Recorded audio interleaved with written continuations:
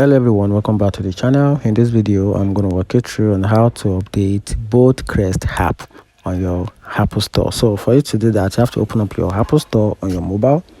Then once you open it, then you can use the search bar to search for the both Crest app. So just type in both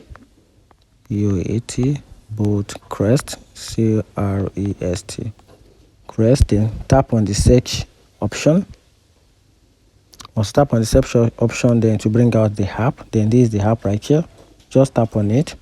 Then the only difference here is that I'm about to get this app, but if you already have it on your mobile and yours is due for update, once you tap on it, then the update option will be visible right here. Then tap on the update, and that's how you can simply update the both Crest app on your mobile. And if it is for Android user also, just go to your app or your Google Play Store, then use the search bar, then tap on it, then the update button will be visible if your app is out of date. And that's how to update both Crest app on your mobile. Find the video helpful, turn on the notification button and follow for more.